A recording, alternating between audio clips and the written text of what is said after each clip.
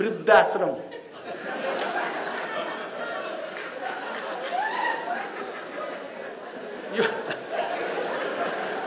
आफ्ना पितृलाई आफ्ना अभिभावकको योभन्दा ठुलो अपमान केही हुन्छ त?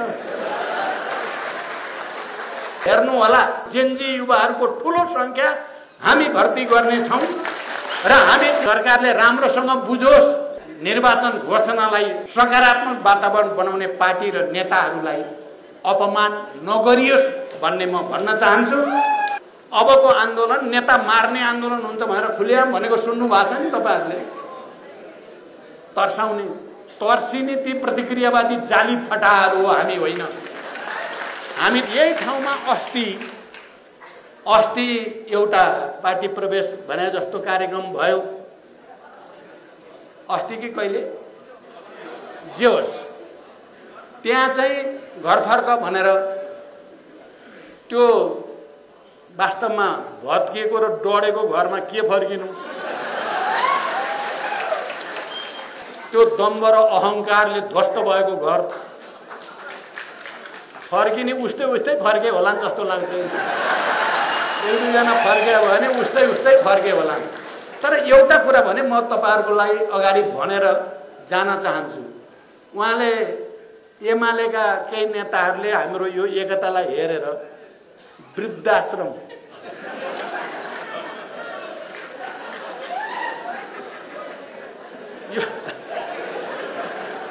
आफ्ना पितृलाई आफ्ना अभिभावकको योभन्दा ठुलो अपमान केही हुन्छ त? एउटा अर्को र मुख्य कुरा यो होइन मैले भन्न खोजेको अर्को छ। जेनजी युवाहरूले भ्रष्टाचारका विरुद्ध सुशासनका पक्षमा, अपारदर्शिता विरुद्ध पारदर्शिता पक्षमा शान्तिपूर्ण आन्दोलन गर्दा निर्मम दमन र हत्या गर्नेहरूले अहिले फेरि हामीलाई वृद्धाश्रम भन्छन्, जसले जेनजी युवाहरूलाई सम्मान गरेको छ, प्रवेश गराएको छ। जेनजी युवाहरूले पनि अब बिस्तारै बुझ्दै गएका छन् नेपाली कम्युनिस्ट पार्टी नै हाम्रो अभिभावक हो।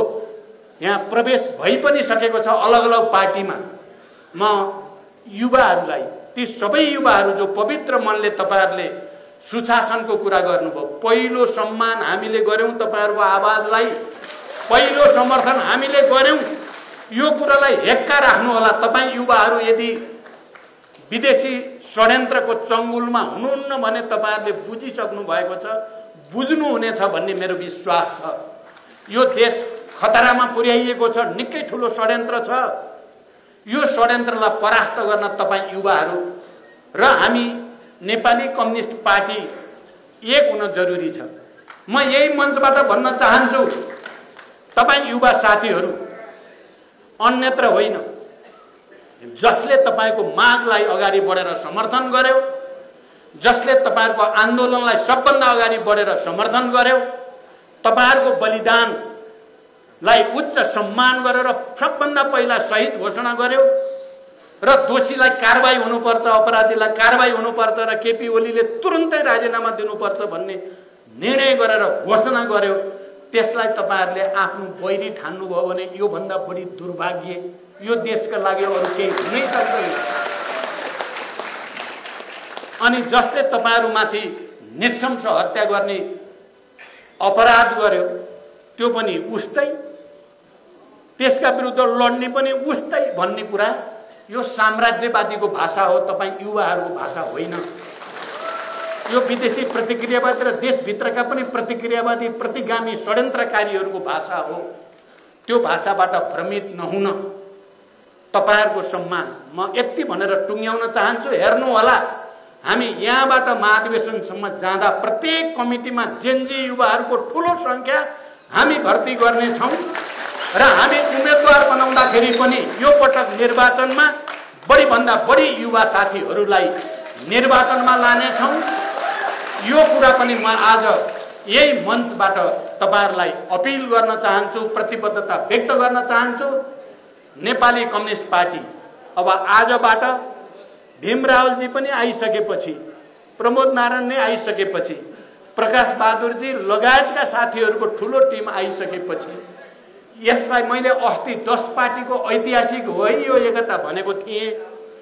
यसलाई पहिलो पार्टी बन्नबाट रोक्न सक्दैन कसैले भनेको थिए।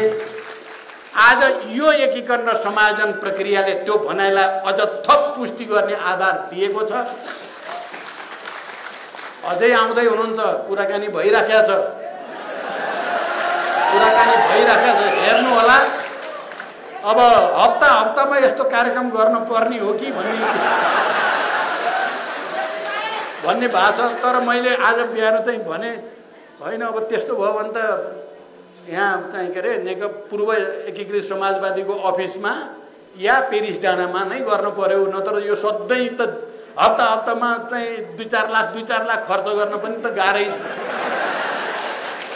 भनेको छु। तर पनि यो एकता प्रक्रिया अझ अगाडि दृढताको साथ जान्छ। अब हामी तुरुन्तै अब यो प्रदेशहरूको समायोजन, जिल्लाहरूको समायोजन गर्ने र सामान्य कार्यविभाजन गरेर देशभरि 7 प्रदेशमा नेताहरू समेत गएर घोषणा सभा र चुनावी अपिल गर्न हामी जान्छौँ र अनि 77 जिल्ला र सबै पालिकाहरूमा पनि नेताहरूलाई खटाएर घोषणा सभा र एकताको निम्ति अपिल र जनतालाई अपिल गरेर एउटा राष्ट्रिय शक्ति, एउटा यस्तो राष्ट्रिय शक्ति जसले साम्राज्यवादसँग जरुरी पर्छ भने भिड्न तयार हुने शक्ति हामीले आर्जन गर्नै पर्छ।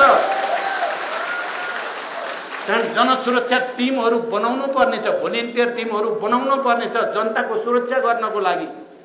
र अनि यहाँ अलि धेरै कुरा आइसकेका छ। हामीले जनताको जीवनमा परिवर्तनको अनुभूति गराउन हामी आफै पहिला परिवर्तन हुनुपर्नेछ। अस्ति वामदेवजीले बडो जोड दिएर भन्नुभएको थियो, हामी सबै श्रममा लागौँ, उत्पादनमा लागौँ, उत्पादन कार्य मार्फत जीविका चलाउँ। त्यसको पनि योजना बनाइन्छ। कृषिमा, उद्योगमा, पर्यटनमा, ऊर्जामा, जडीबुटीमा, सबै विषयमा 1, 2, 3, 4, 5 गरेर हामी क्याटेगोराइज गरेर कार्यक्रम बनाउँछौँ र हामी सबै त्यसमा भिड्नु पर्नेछ। मलाई लाग्छ 6-8 महिनाको अन्तरमा नै हामी यो देशलाई जसरी प्रतिक्रियावादले सोचेका छन् सब पार्टी जति सिद्ध्याइन्छ र यो राष्ट्रलाई आफ्नो कब्जामा राखिन्छ भन्ने सोचेका छन्।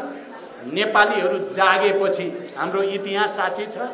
दुनियाँको कुनै तागतले हामीलाई हराउन सक्दैन, हराउन दिँदैन। अहिले तर्साएका छन्, बडो तर्साउँछन्। केही मान्छेले भन्ने गरेका छन् अबको आन्दोलन नेता मार्ने आन्दोलन हुन्छ भनेर खुलेआम भनेको सुन्नु भएको छ नि तपाईहरुले। तर्साउने, तर्सिने ती प्रतिक्रियावादी जाली फटाहरू हो, हामी होइन। हामी त मृत्यु वरण गरेर राष्ट्रको निम्ति र जनताको निम्ति मर्न हिँडेका मान्छे हौं। मर्नदेखि तर्सिन्छन् कि भन्ने ठानेको हो भने त्यो भ्रम हटाइदिए हुन्छ। हामी अब निर्वाचनको वातावरण बनाउन सबभन्दा अगाडि नेपाली कम्युनिस्ट पार्टी छ। सरकारले यो कुरा हेक्का राखोस्, सरकारले राम्रोसँग बुझोस्। तपाईहरुको निर्वाचन घोषणालाई सकारात्मक वातावरण बनाउने पार्टी र नेताहरूलाई अपमान नगरियोस् भन्ने म भन्न चाहन्छु। सबै कमरेडहरूलाई दृढतापूर्वक अगाडि बढौँ, हाम्रो जितलाई कसैले रोक्नै सक्दैन भन्दै म फेरि आज समायोजन हुने सबै कमरेडहरूलाई स्वागत, बधाई र धन्यवाद भन्दै बिदा हुन्छु। धन्यवाद, अभिवादन।